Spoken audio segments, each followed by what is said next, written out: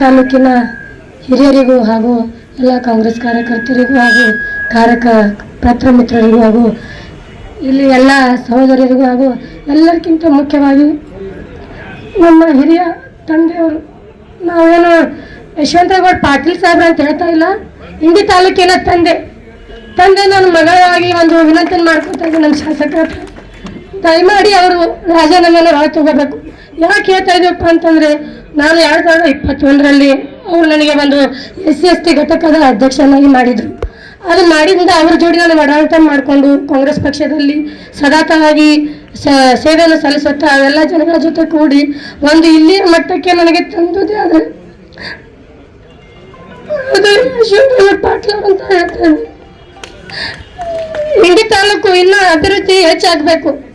ಇಂಡಿ ತಾಲೂಕಿನಲ್ಲಿ ಯಾರಾದರೂ ಅಭಿವೃದ್ಧಿ ಮಾಡಿ ಈ ಮಟ್ಟಕ್ಕೆ ಬೆಳೆದು ಎಲ್ಲ ಸಮುದಾಯದವರಿಗೆ ಒಂದುಗೂಡಿಸಿ ಹಿಂದೆ ಲಾಸ್ಟ್ ಕಡೆ ಇರುವಂತಹ ಒಂದು ಕಟ್ಟಕಡ ವ್ಯಕ್ತಿಗೂ ನ್ಯಾಯ ಒದಗಿಸಿ ಮುಂತಂದು ನಿಂತಿದ್ದೆ ಆದರೆ ಅದು ಯಶವಂತಗೌಡ ಪಾಟೀಲ್ ಸಾಹೇಬ್ ಅಂತ ಹೇಳಕ್ಕೆ ಇಷ್ಟಪಡ್ತೀನಿ. BJP ಅವ್ರು ಮಾತಾಡ್ತಾರೆ. ಈಗ ನಾವು ನೋಡ್ತಾ ಇದ್ದೀವಿ, ಒಂದು ಶಾಸಕರು ಒಂದು ಮನೆಗೆ ರಾಜೀನಾಮೆಯನ್ನು ಕೊಟ್ಟಿಂದ ಅವರು ಎಲ್ಲರೂ ಒಂದೊಂದು ಮಾತಾಡ್ತಿದ್ದಾರೆ. ಅದು ಮಾತೇ ನಿಮಗೆ ಗೆಲುವಾಗುತ್ತೆ ಸರ್.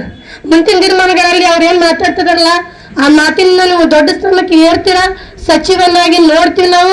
ನಮ್ಮ ಚಲೋ ಹೋದ್ರೂ ನಿಮ್ಮನ್ನು ನಾವು ಬಿಡೋದಿಲ್ಲ.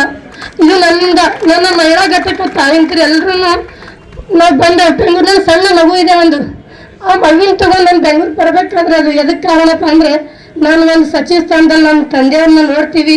ನಮ್ಮ ಕಾಂಗ್ರೆಸ್ ಪಕ್ಷದಲ್ಲಿ ನಮ್ಮ ಇಂಡಿ ತಾಲೂಕಿನ ಒಂದು ಜನಮೆಚ್ಚಿದ ನಾಯಕ, ಜನರ ಮನಸ್ಸಿಗೆ ಗೆದ್ದಿರುವಂಥ ನಾಯಕರು ಸಚಿವ ಸ್ಥಾನದಾಗ ಬರ್ತಾರೆ. ಅವ್ರನ್ನ ವೆಲ್ಕಮ್ ಮಾಡ್ಕೊಳ್ಬೇಕಂತ ಹೋಗ್ದೆವು. ಅದರಲ್ಲಿ ಕುತಂತ್ರಿಗಳು ಇರ್ತಾರೆ.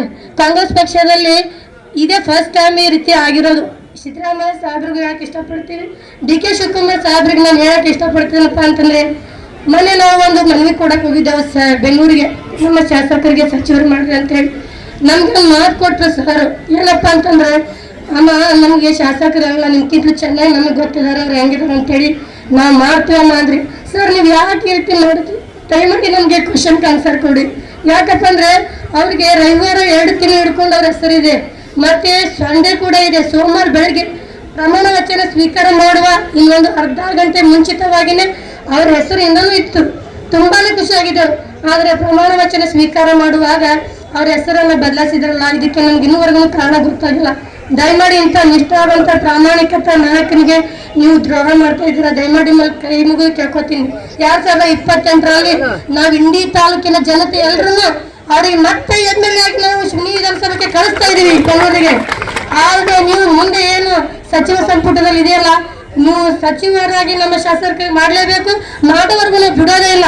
ಈಗ ಏನವರು ಮಾಡ್ತಾರಲ್ಲ, ನಮ್ಮ ಶಾಸಕರು ವಿರುದ್ಧವಾಗಿ ಮಾತಾಡ್ತಾರಲ್ಲ, ಅದು ನಮ್ಮ ಶಾಸಕರ ಗೆಲುವೇ ಇರ್ತದೆ.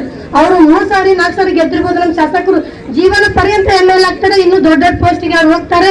ಆ ಮಾತ್ರ ನಾನು ಹೇಳಕ್ಕೆ ಇಷ್ಟಪಡ್ತೀನಿ.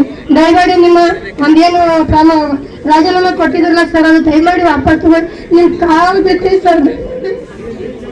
ತಾಲೂಕಿನ ಹಿರಿಯರಿಗೂ ಹಾಗೂ ಎಲ್ಲ ಕಾಂಗ್ರೆಸ್ ಕಾರ್ಯಕರ್ತರಿಗೂ ಹಾಗೂ ಪತ್ರ ಮಿತ್ರರಿಗೂ ಹಾಗೂ ಇಲ್ಲಿ ಎಲ್ಲ ಸಹೋದರರಿಗೂ ಹಾಗೂ ಎಲ್ಲರಿಗಿಂತ ಮುಖ್ಯವಾಗಿ ನಮ್ಮ ಹಿರಿಯ ತಂದೆಯವರು, ನಾವೇನು ಯಶವಂತಗೌಡ ಪಾಟೀಲ್ ಸಾಹೇಬ್ರ ಅಂತ ಹೇಳ್ತಾ ಇಲ್ಲ, ಇಂಡಿ ತಾಲೂಕಿನ ತಂದೆ ನನ್ನ ಮಗಳಾಗಿ ಒಂದು ವಿನಂತಿ ಮಾಡ್ಕೊತಾ ಇದ್ದೀನಿ. ನಮ್ಮ ಶಾಸಕರ ದಯಮಾಡಿ ಅವರು ರಾಜೀನಾಮೆಯನ್ನು ಹೊರ ತಗೋಬೇಕು. ಯಾಕೆ ಹೇಳ್ತಾ ಇದ್ದೀವಪ್ಪ ಅಂತಂದರೆ, ನಾನು 2021ರಲ್ಲಿ ಅವರು ನನಗೆ ಒಂದು SC/ST ಘಟಕದ ಅಧ್ಯಕ್ಷನಾಗಿ ಮಾಡಿದರು. ಅದು ಮಾಡಿದಿಂದ ಅವ್ರ ಜೋಡಿ ನಾನು ಆಡಳಿತ ಮಾಡಿಕೊಂಡು ಕಾಂಗ್ರೆಸ್ ಪಕ್ಷದಲ್ಲಿ ಸದಾತವಾಗಿ ಸೇವೆಯನ್ನು ಸಲ್ಲಿಸುತ್ತಾ ಅವೆಲ್ಲ ಜನಗಳ ಜೊತೆ ಕೂಡಿ ಒಂದು ಇಲ್ಲಿಯ ಮಟ್ಟಕ್ಕೆ ನನಗೆ ತಂದುದೇ ಆದರೆ ಅದು ಶಿವರಾಜ್ ಪಾಟೀಲ್ ಅಂತ ಹೇಳ್ತೇನೆ. ಇಂಡಿ ತಾಲೂಕು ಇನ್ನೂ ಅಭಿವೃದ್ಧಿ ಹೆಚ್ಚಾಗಬೇಕು. ಇಂಡಿ ತಾಲೂಕಿನಲ್ಲಿ ಯಾರಾದರೂ ಅಭಿವೃದ್ಧಿ ಮಾಡಿ ಈ ಮಟ್ಟಕ್ಕೆ ಬೆಳೆದು ಎಲ್ಲ ಸಮುದಾಯದವರಿಗೆ ಒಂದುಗೂಡಿಸಿ ಹಿಂದೆ ಲಾಸ್ಟ್ ಕಡೆ ಇರುವಂತಹ ಒಂದು ಕಟ್ಟಕಡ ವ್ಯಕ್ತಿಗೂ ನ್ಯಾಯ ಒದಗಿಸಿ ಮುಂತಂದು ನಿಂತಿದ್ದೆ ಆದರೆ ಅದು ಯಶವಂತಗೌಡ ಪಾಟೀಲ್ ಸಾಹೇಬ್ ಅಂತ ಹೇಳಕ್ಕೆ ಇಷ್ಟಪಡ್ತೀನಿ. BJP ಅವ್ರು ಮಾತಾಡ್ತಾರೆ. ಈಗ ನಾವು ನೋಡ್ತಾ ಇದ್ದೀವಿ, ಒಂದು ಶಾಸಕರು ಒಂದು ಮನೆಗೆ ರಾಜೀನಾಮೆಯನ್ನು ಕೊಟ್ಟಿಂದ ಅವರು ಎಲ್ಲರೂ ಒಂದೊಂದು ಮಾತಾಡ್ತಿದ್ದಾರೆ. ಅದು ಮಾತೇ ನಿಮಗೆ ಗೆಲುವಾಗುತ್ತೆ ಸರ್. ಮುಂದಿನ ದಿನಮಾನಗಳಲ್ಲಿ ಅವ್ರು ಏನು ಮಾತಾಡ್ತಿದಾರಲ್ಲ, ಆ ಮಾತಿನ ನೀವು ದೊಡ್ಡ ಸ್ಥಾನಕ್ಕೆ ಏರ್ತೀರಾ, ಸಚಿವನಾಗಿ ನೋಡ್ತೀವಿ ನಾವು. ನಮ್ಮ ಜೀವ ಹೋದ್ರೂ ನಿಮ್ಮನ್ನ ನಾವು ಬಿಡೋದಿಲ್ಲ. ಇದು ನನ್ನಿಂದ ನನ್ನ ಮಹಿಳಾ ಘಟಕ ತಾಯಂತಿರು ಎಲ್ಲರೂ ನಾವು ಬಂದ ಬೆಂಗಳೂರಲ್ಲಿ ಸಣ್ಣ ಮಗು ಇದೆ ಒಂದು, ಆ ಮಗುವಿನ ತಗೊಂಡು ನಾನು ಬೆಂಗಳೂರು ಬರ್ಬೇಕಾದ್ರೆ ಅದು ಎದಕ್ಕೆ ಕಾರಣಪ್ಪ ಅಂದರೆ ನಾನು ಒಂದು ಸಚಿವ ಸ್ಥಾನದಲ್ಲಿ ನಮ್ಮ ತಂದೆಯವ್ರನ್ನ ನೋಡ್ತೀವಿ. ನಮ್ಮ ಕಾಂಗ್ರೆಸ್ ಪಕ್ಷದಲ್ಲಿ ನಮ್ಮ ಇಂಡಿ ತಾಲೂಕಿನ ಒಂದು ಜನಮೆಚ್ಚಿದ ನಾಯಕ, ಜನರ ಮನಸ್ಸಿಗೆ ಗೆದ್ದಿರುವಂಥ ನಾಯಕರು ಸಚಿವ ಸ್ಥಾನದಾಗ ಬರ್ತಾರೆ, ಅವ್ರನ್ನ ವೆಲ್ಕಮ್ ಮಾಡ್ಕೊಳ್ಬೇಕಂತ ನಾವು ಹೋಗ್ದೆವು. ಅದರಲ್ಲಿ ಕುತಂತ್ರಿಗಳು ಇರ್ತಾರೆ. ಕಾಂಗ್ರೆಸ್ ಪಕ್ಷದಲ್ಲಿ ಇದೇ ಫಸ್ಟ್ ಟೈಮ್ ಈ ರೀತಿ ಆಗಿರೋದು. ಸಿದ್ದರಾಮಯ್ಯ ಸಾಹೇಬ್ರಿಗೆ ಹೇಳಕ್ಕೆ ಇಷ್ಟಪಡ್ತೀವಿ, ಡಿ ಕೆ ಶಿವಕುಮಾರ್ ಸಾಹೇಬ್ರಿಗೆ ನಾನು ಹೇಳಕ್ಕೆ ಇಷ್ಟಪಡ್ತೀನಪ್ಪ ಅಂತಂದರೆ, ಮೊನ್ನೆ ನಾವು ಒಂದು ಮನವಿ ಕೊಡಕ್ಕೆ ಹೋಗಿದ್ದೇವೆ ಬೆಂಗಳೂರಿಗೆ, ನಮ್ಮ ಶಾಸಕರಿಗೆ ಸಚಿವರು ಮಾಡ್ರಿ ಅಂತೇಳಿ. ನಮ್ಗೆ ಮಾತು ಕೊಟ್ಟರು ಸರ್, ಏನಪ್ಪ ಅಂತಂದ್ರೆ ಅಮ್ಮ ನಮಗೆ ಶಾಸಕರೆಲ್ಲ ನಿಮ್ಗಿಂತಲೂ ಚೆನ್ನಾಗಿ ನಮಗೆ ಗೊತ್ತಿದ್ದಾರೆ ಅವ್ರು ಹೆಂಗಿದ್ದಾರೆ ಅಂತೇಳಿ ನಾವು ಮಾಡ್ತೀವಮ್ಮ ಅಂದ್ರಿ. ಸರ್ ನೀವು ಯಾಕೆ ಈ ರೀತಿ ಮಾಡ್ತೀವಿ, ದಯಮಾಡಿ ನಮಗೆ ಕ್ವಶನ್ಗೆ ಆನ್ಸರ್ ಕೊಡಿ. ಯಾಕಪ್ಪ ಅಂದರೆ ಅವ್ರಿಗೆ ರವಿವಾರ 2 ತಿಂಗಳು ಹಿಡ್ಕೊಂಡು ಅವ್ರ ಹೆಸರಿದೆ, ಮತ್ತು ಸಂಡೇ ಕೂಡ ಇದೆ. ಸೋಮವಾರ ಬೆಳಗ್ಗೆ ಪ್ರಮಾಣ ವಚನ ಸ್ವೀಕಾರ ಮಾಡುವ ಇನ್ನೊಂದು ಅರ್ಧ ಗಂಟೆ ಮುಂಚಿತವಾಗಿಯೇ ಅವ್ರ ಹೆಸರಿಂದಲೂ ಇತ್ತು. ತುಂಬಾ ಖುಷಿಯಾಗಿದ್ದೆವು. ಆದರೆ ಪ್ರಮಾಣ ವಚನ ಸ್ವೀಕಾರ ಮಾಡುವಾಗ ಅವ್ರ ಹೆಸರನ್ನು ಬದಲಾಯಿಸಿದ್ರಲ್ಲ, ಇದಕ್ಕೆ ನಮ್ಗೆ ಇನ್ನೂವರೆಗೂ ಕಾರಣ ಗೊತ್ತಾಗಿಲ್ಲ. ದಯಮಾಡಿ ಇಂಥ ನಿಷ್ಠಾವಂತ ಪ್ರಾಮಾಣಿಕತೆ ನಾಯಕನಿಗೆ ನೀವು ದ್ರೋಹ ಮಾಡ್ತಾ ಇದ್ದೀರಾ. ದಯಮಾಡಿ ಮೇಲೆ ಕೈ ಮುಗಿದು ಕೇಳ್ಕೊತೀನಿ.